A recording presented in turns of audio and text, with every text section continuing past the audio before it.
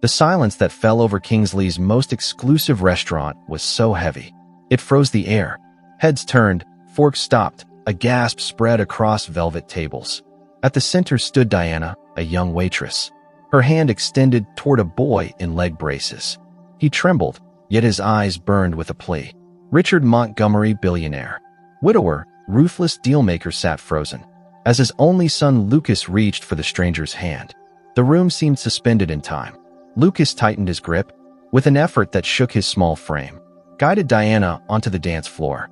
Each metallic clink of his braces echoed louder than the orchestra that had just stopped playing. Guests whispered in disbelief. Richard's gaze, usually unshakable, softened as his late wife's words replayed in memory. Connection matters more than perfection. Step by uneven step, Lucas led Diana. His face glowed with determination. When the brief dance ended, Diana knelt, whispering with warmth, "Thank you for asking me. It was an honor." Her sincerity silenced the last of the murmurs. Richard, still unsettled, finally spoke in a controlled voice. "Your name?" She replied simply, "Diana Johnson." Without hesitation, Richard declared, "Tomorrow, my office, 10 o'clock sharp." The next morning, Diana found herself in Richard's towering office. Glass walls reflecting the power he commanded. He wasted no time. "Work with Lucas. I'll pay whatever it takes." His tone carried more command than request. But Diana held her ground. "Your son doesn't need more money, Mr. Montgomery. He needs freedom. If you really want to help him, come see our program. Freedom Steps. First session is free." She placed a small card on his desk and walked away with quiet confidence. Later that week, Richard's sleek black car pulled up outside a modest community hall.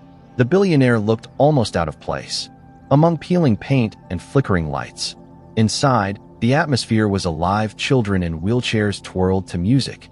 Prosthetic legs tapped to rhythm. Laughter filled the room. Richard muttered, "This is chaos." Diana, standing beside him, corrected gently, "No, this is courage." His eyes widened as Lucas rolled forward, then eagerly joined the group. For the first time in years, Richard saw his son's laughter bloom. Music swelled, claps echoed, and then silence. Lucas unfastened one of his braces. Richard shot up in panic. "Stop him. He'll fall." But Diana touched his arm and whispered, "Trust him. Just watch." Lucas steadied himself, trembling but resolute. And then one shaky step. Alone. Imperfect, but truly his own. The hall erupted with cheers. Richard froze, breath caught. For all his billions, he had never witnessed such priceless courage from his son. As Lucas stood on his own 2 feet, the crowd's cheers shook the small hall. For Richard, time seemed to stop. His empire, his billions, every deal he had ever made, none of it had given him this moment. His son, imperfect but fearless, had just claimed his freedom. Richard's eyes stung, though he quickly blinked away the tears. He was not a man used to showing weakness. But the moment shattered as flashing cameras broke through the doors. Reporters swarmed, microphones thrust forward. One shouted, "Mr. Montgomery, didn't your foundation reject this very program last year? Do you regret it now?" Another barked, "What changed your mind?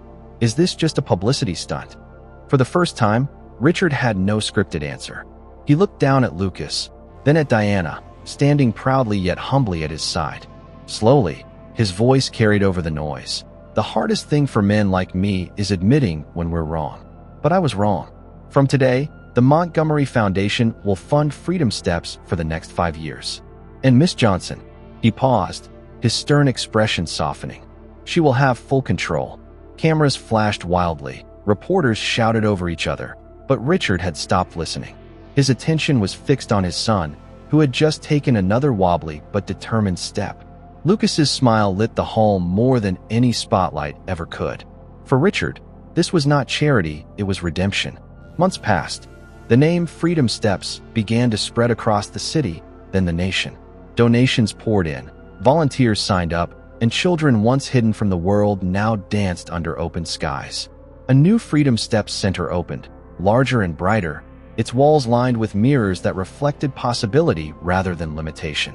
Inside, Lucas stood taller than ever, crutches supporting him as he guided a younger child through a simple dance. His laughter rang out, steady and proud. Nearby, Diana watched, her eyes full of quiet triumph. And standing at the back, Richard Montgomery, no longer the untouchable billionaire, no longer the ruthless tycoon, simply a father.